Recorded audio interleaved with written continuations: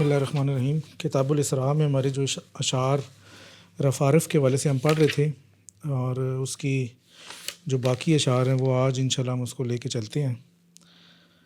تو یہ ان اشعار میں شیخ نے بڑی گہرائی میں ساری باتیں کی۔ حیرانگی کی بات یہ ہے کہ اشعار تو شیخ نے اس وقت لکھے تھے جب آپ نے پہلی کتاب لکھی ہے، اور اس کے اندر جتنی بھی اصطلاحات ہیں نا، اس ٹائم پہ انہوں نے کوئی اصطلاح نہیں بنائی تھی۔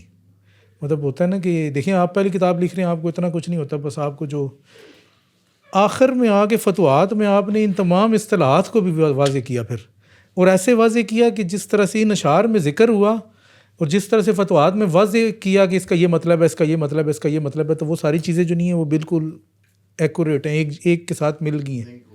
ایسے لنک ہوئی کہ اس طرح لگتا ہے کہ یہ اشعار بعد میں لکھے ہیں اور اس طرح ظاہری بات ہے اصطلاحات پہلے بنائی ہیں، حالانکہ یہ شیخ کی پہلی کتابوں میں سے ہے، اور اس ٹائم پہ کوئی اصطلاحات نہیں تھی، کوئی کچھ بھی نہیں تھا۔ اور شیخ نے ادھر بھی جتنی کتابیں لکھی تھی اندلس میں، اس میں کوئی اصطلاحات وغیرہ نہیں تھی۔ فتوحات میں جا کے آپ نے ڈیفائن کرنے کا جو نہیں ہے وہ طریقہ شروع کیا کہ پہلے اس اصطلاح کو باقاعدہ، یعنی کہ اس علم کو باقاعدہ طور پہ ایک اس کا پورا علم بنایا۔ پہلے تو آپ اسی طرح ہی بس باتیں بتایا کرتے تھے۔ تو یہ شیخ نے جس ٹائم پہ یہ ساری چیزیں مطلب دیکھی اس ٹائم پہ، اور جس ٹائم پہ آپ نے یہ بعد میں اس کو ایکسپلین کیا، تو یہ کوئی تقریباً 30-40 سال کا فرق ہے۔ تو آپ خود اندازہ لگائیں کہ ایک بندہ 30 سال پہلے دیکھ رہا ہے اور 40 سال بعد اس کو ڈیفائن کر رہا ہے، اور دونوں ایک ہی ہیں، کوئی فرق نہیں ہے دونوں میں۔ نہیں، لیکن ابتدائی طور پہ انسان کے پاس وہ الفاظ بھی نہیں ہوتے نا۔ دیکھیں نا، آپ شروع میں البتہ شیخ کا یہ کمال تھا کہ شیخ سب سے پہلے شاعر تھے، زبان کے اوپر جو گرفت تھی نا وہ سب سے پہلے ان کی وہ مستحکم ہوئی ہے۔ صوفی تو وہ بعد میں بنے ہیں، تو زبان سے کھیلنے کا جو ان کا تھا نا، یہ پرانا ان کا تھا کہ شروع سے ہی وہ بچپن سے ہی مطلب وہ شعر کہنا اور شعر زبان کی باریکیوں اور لطائف کو جو نہیں ہے وہ سمجھنا، تو الفاظ سے کھیلنا جو ہے نا یہ انہوں نے پہلے سیکھا ہے، اور پھر معنی پہ اس کو بعد میں، یعنی کہ ایکسپلین تو بعد میں کیا نا۔ تو اس میں بھی چونکہ اشعار کی صورت میں ہی ہے نا، تو وہ آپ الفاظ سے جس طرح سے کھیل رہے ہیں اور بیان کر رہے ہیں نا، تو وہ انشاءاللہ دیکھتے ہیں۔ اچھا، یہ ہم نے پچھلی دفعہ بھی اس کی شرح جو ہے وہ خود ہی کی تھی، کیونکہ اس کی شرح یہاں پہ جو ہے وہ نہیں ہے۔ یہ شعر ہے جناب، وَمِن فاضل والفضل حق وجودہ ولیکن ما یرجوہ فی راحت الندی۔ ایک فاضل ہے، لیکن جس فضل کا یہ طالب ہے وہ حضرت جود سے ہے۔ اچھا، اب یہاں پر جو ترجمہ کیا ہوا ہے نا وہ ہو رہا ہے، تو ابھی ہم اس کو نئی نیکسٹ ایڈیشن میں اس کو ساری اپڈیٹ کریں گے، بلکہ شرح بھی لکھ دیں گے، چیزیں وہ کلیئر ہو جائیں۔ تو اس کا مطلب ہے ایک فاضل کو دیکھا کہ فضل اس کے وجود کا حق ہے، لیکن جس فضل کا وہ طالب ہے تو وہ فضل حضرت جود میں ہے۔ تو اس میں جو ایک اہم لفظ آیا ہے نا کہ ایک تو فاضل آیا ہے، اور دوسرا وجود، اور تیسرا راحت الندا۔ ندا جو ہے نا اس کا عربی میں ترجمہ جو ہے وہ سخاوت کے معنوں میں کیا گیا ہے۔ شبنم کو بھی کہتے ہیں، تری کو بھی کہتے ہیں، لیکن اللہ تعالیٰ کی فیض اور سخاوت کو کہتے ہیں۔ تو اس میں اس شعر میں دو چیزوں کی بات ہوئی ہے کہ فاضل جو ہے وہ اس کی اپنی ذات ہے، جس طرح سے ہم کہتے ہیں کہ آیان ثابتہ ہیں، تو ہر عین جو ہے وہ اپنے حساب سے ایک تقاضا کرتی ہے، لیکن اللہ تعالیٰ ہی اس تقاضے کو پورا کرتا ہے، تو عین خود سے پورا نہیں کر سکتی۔ تو وہ جو فاضل ہے وہ اپنی ذات سے تقاضا کر رہا ہے کہ اس کے اوپر فضل کیا جائے، لیکن جس چیز کا وہ طالب ہے وہ چیز جو نہیں ہے وہ حضرت جود میں حق تعالیٰ کے پاس ہے۔ اگر حق تعالیٰ چاہے گا تو اس کو دے گا، نہیں چاہے گا تو نہیں دے گا۔ تو یہ جو ہے اس کا جو ہے فضل کے حوالے سے مطلب، تو دو چیزیں، ایک عدل اور ایک فضل۔ عدل کا مطلب ہے استحقاق، جو اس کا تقاضا ہے، اور فضل کا مطلب ہے کہ اللہ تعالیٰ جو نہیں ہے اپنے فضل سے اس کو وہ چیز دے دے۔ وَمِن سَيِّدٍ أَمْسَى أَدِيبَ زَمَانِهِ يُقَابِلُ مَنْ يَلْقَاهُ مِنْ حَيْثُ مَا جَرَى۔ ایک سردار ایسا ہے کہ وہ اپنے زمانے کا ادیب ہو گیا، ادب والا، یعنی کہ اپنے زمانے میں ادب والا ہو گیا، اس سے جو بھی کوئی ملنے آتا ہے تو اس کے ساتھ وہی معاملہ کرتا ہے جیسا وہ چاہتا ہے، یعنی کہ جو بھی بندہ اس سے ملنے آتا ہے اس کے مطابق ہی اس کے ساتھ معاملہ کرتا ہے۔ نہیں، یہ تو اولیاء کی اقسام تھی نا، 300 جو رف تھے نا، وہ شیخ نے بتایا تھا کہ مختلف اولیاء کی اقسام ہیں، یعنی فاضل تو بندہ ہی ہے نا، وہ بھی اولیاء کی قسم میں ایک بندہ ہی تھا نا، لیکن اس کو فضل تو اللہ تعالیٰ نے دینا نا، اس طرح سے ریفر کر رہے تھے کہ اس کا فضل حضرت جود بھی ہے. اسی طرح یہ جو سید ہے، سردار ہے، اور جو ادیب ہے، تو اس کا کیا کہتے ہیں جی، جس سے بھی ملتا ہے اس کے. اچھا، سب سے پہلے اس میں تو ہم یہ دیکھتے ہیں کہ شیخ کے نزدیک ادیب کون ہے. ادیب شیخ کی جو نہیں ہے وہ ایک پوری اصطلاح ہے، اور اس کے بارے میں فرماتے ہیں کہ جی اللہ تعالیٰ قرآن مجید میں فرماتا ہے وَهُوَ مَعَكُمْ أَيْنَمَا كُنْتُمْ، کہ جہاں تم ہو وہاں وہ ہے. تو کہتے ہیں کہ ادیب وہ بندہ ہے کہ جو ہر بندے کے ساتھ یا ہر مخلوق کے ساتھ ادب والا معاملہ کرتا ہے. ادب والا معاملہ یہ ہے کہ اس کے ساتھ وہ معاملہ کرتا ہے جیسا وہ تقاضا کرتا ہے. جس طرح کہ حق تعالیٰ کی وسعت ہے کہ وہ ہر اپنی مخلوق کے ساتھ اس مخلوق کے مطابق، گمان کے مطابق معاملہ کرتا ہے، اسی طرح ادیب جو ہے وہ اس خلق پر ہے کہ وہ ہر مخلوق کے ساتھ اس کے تقاضے کے مطابق معاملہ کرتا ہے.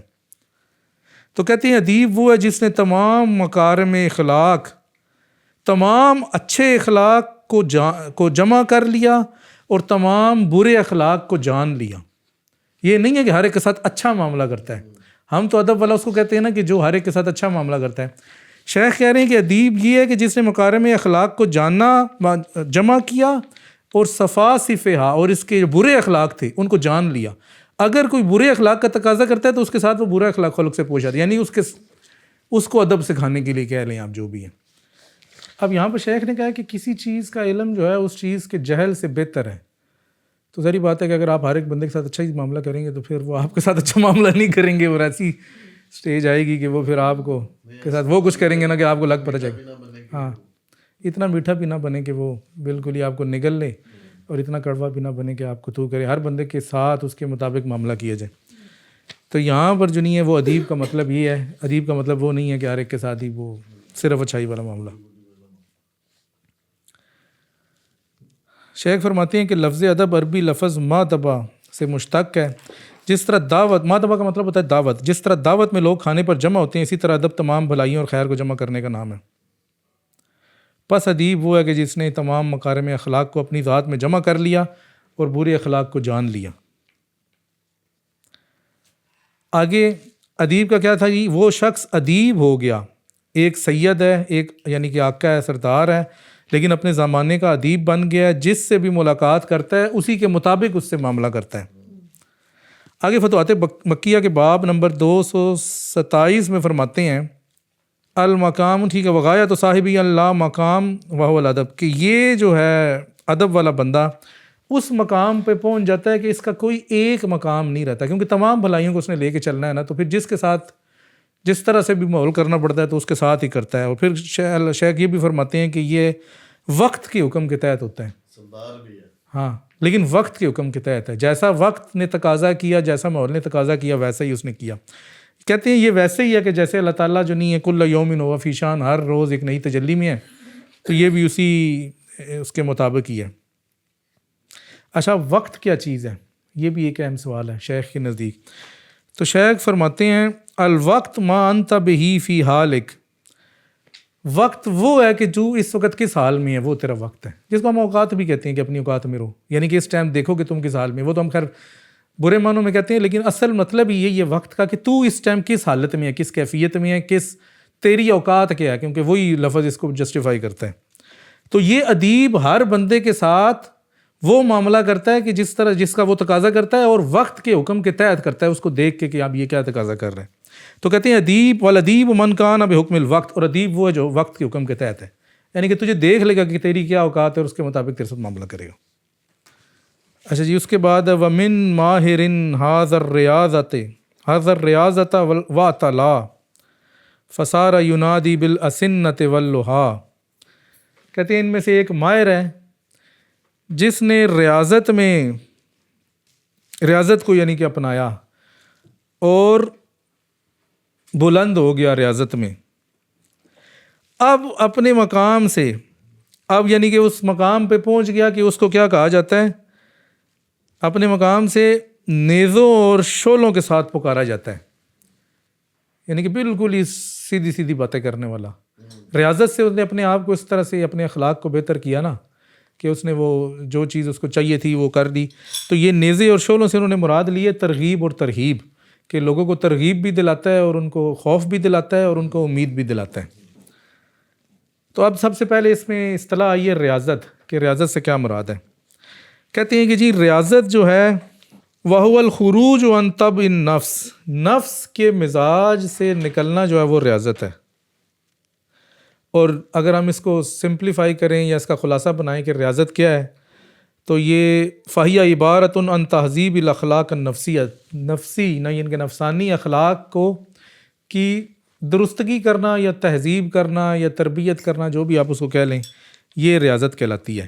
تو یہ ایسا شخص ہے کہ جس نے اپنے اخلاق کی درستگی کی ہے، اور اتنی درستگی کی ہے کہ وہ جس طرح کہتے نہیں ہیں کہ تیز دھار تلوار بن گیا، جڑا سامنے آتا ہے اس کو کاٹ کے رکھ دیتا ہے. کاٹ کے رکھنے سے مراد یہی ہے نا کہ اس کو فوراً سے بتا دیتا ہے کہ تیرے اندر یہ مسائل ہیں تو اس طرح سے ٹھیک کر. اچھا، اس میں یہ بھی ہے کہ مجاہدے اور ریاضت کا فرق ہم جس طرح سے پہلے بھی بتا چکے ہیں کہ مجاہدے سے مراد یہ ہے کہ آپ اپنے نفس کو نفس کے ساتھ بدنی تکلیفات کا جو ہے نا، اس سے اپنے آپ نفس کو اس کو سیدھا کریں، اس کو مجاہدہ کراتے ہیں. اور اگر آپ اپنے اخلاق کو درست کرتے ہیں تو وہ ریاضت ہے. نہیں، مولوی ٹائپ تو نہیں. اصل میں نا اللہ والوں کی کیٹیگریز بہت بڑی ہیں نا. اس میں دیکھیں وہ اس میں یہی ہے نا کہ آپ جس طرف بھی جانا چاہیں نا تو آپ جا سکتے ہیں، آپ اپنے مزاج کے مطابق جا سکتے ہیں. اس میں کوئی ایک قید نہیں ہے. تو کوئی بندہ جو نہیں ہے وہ کسی ایک طرف کو زیادہ چلا جاتا ہے، کوئی دوسری طرف کو زیادہ چل جاتا ہے. یہ جو نہیں ہے تھوڑا سا اس طرف چلا گیا ہے. تو ترغیب اور ترہیب سے مراد یہی ہے کہ لوگوں کو وہ جو نہیں ہے اللہ تعالیٰ کی امید دلاتا ہے، اور جنت کی امید دلاتا ہے، دوزخ کا خوف دلاتا ہے. ہاں، وہ یہ کام کرتا ہے، وہ یہ کام کرتا ہے. تو اسی وجہ سے کہا نا کہ ماہرین، یہ ماہر ہے حاضر ریاضہ، کہ اس نے ریاضت سے یہ بلند مرتبہ پایا ہے. اچھا آگے ہے جناب، وَمِن مُتَحَلٍ بِالصِّفَاتِ الَّتِي هَدَا بِأَجْسَادِهَا هَادِيَ الْمَنِيَّةِ لِلْبَلَاءِ. اور ان میں سے ایک وہ بھی ہے، اولیاء میں سے ایک وہ بھی ہے جو ان صفات سے آراستہ ہوا جو اجساد کو ویسے ہانکتی ہیں جیسے امید آزمائش کو ہانکتی ہے. تو متحلن یعنی کہ وہ اس نے اپنے آپ کو آراستہ کیا ہے بالصفات، ان صفات سے جو اجساد کو ایسے ہانک کر لے کے جاتی ہیں جیسے آزمائش، امید آزمائش کو لے کر آتی ہے. تو اب اس کی شرح میں دیکھتے ہیں کہ کیا ہے. 3 مقام ہے اس میں. اجساد سے مراد یہی ہے کہ وہ اپنا جسد بھی اس کا ہو سکتا ہے نا، لازمی نہیں ہے کہ باقی بندوں کو اپنے جسد کو وہ جس طرح سے موڑنا چاہتا ہے، جس طرح سے چلانا چاہتا ہے، اس طرح سے اس کو چلا رہا ہے. تو کہنے کا مطلب یہی ہے نا کہ یہ اس نے بھی وہ صفات حاصل کر لی ہیں. اچھا، اس میں 3 چیزیں ہیں.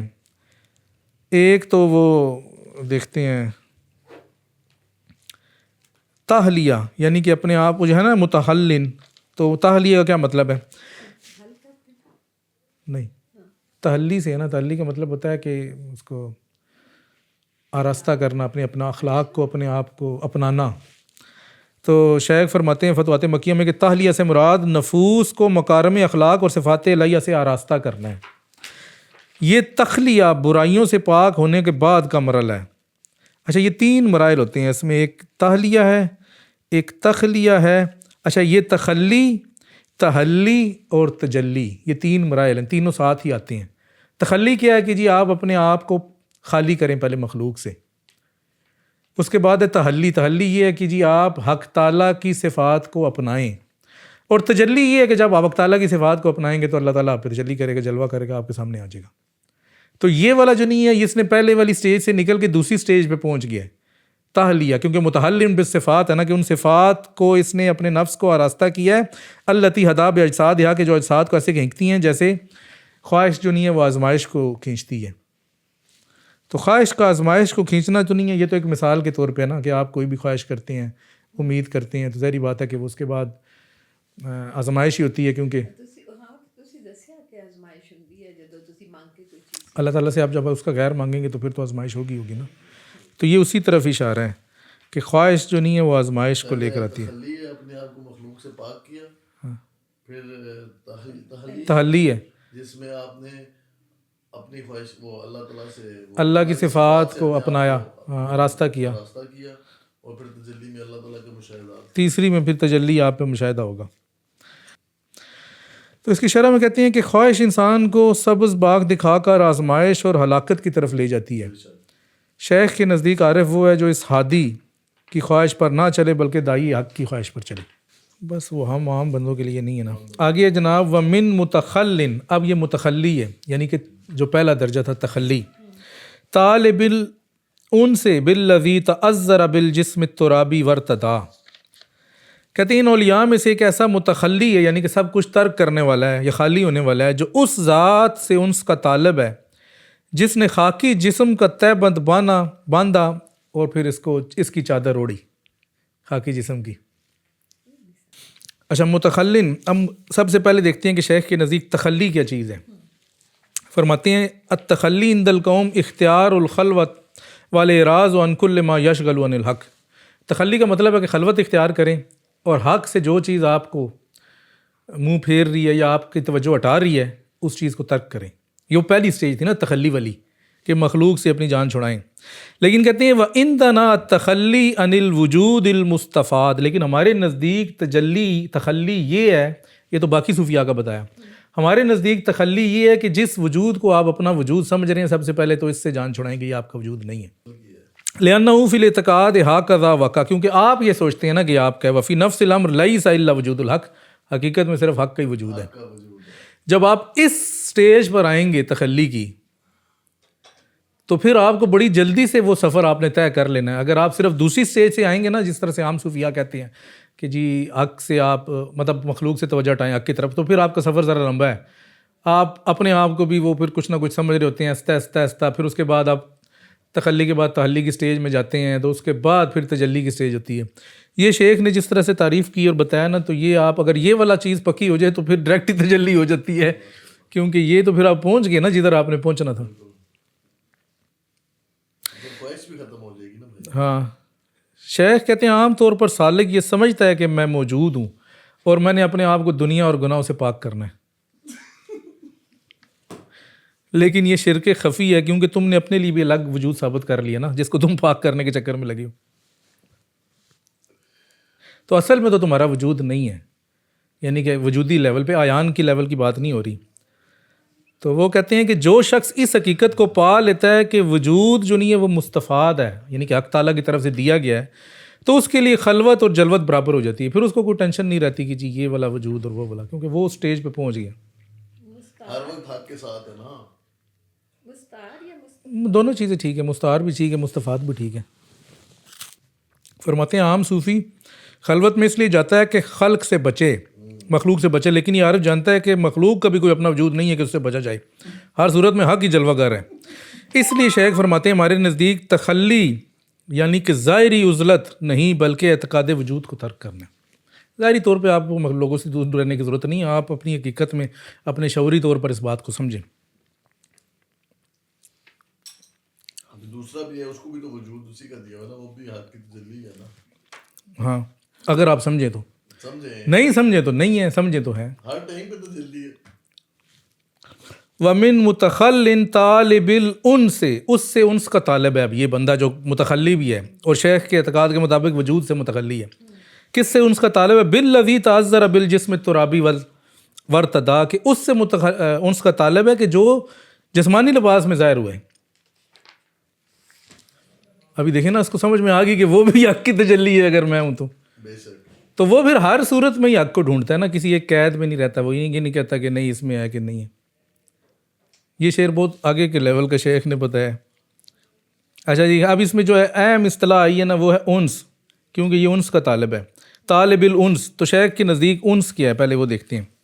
کہتے ہیں جی انس سے مراد ہے اثر و مشاہدت جمال الحضرت الالہیہ فی القلب، دل میں حضرت الہیہ کے جمال سے مشاہدے والے جمال کا اثر، یعنی کہ اس نے مشاہدہ کر لیا ہے۔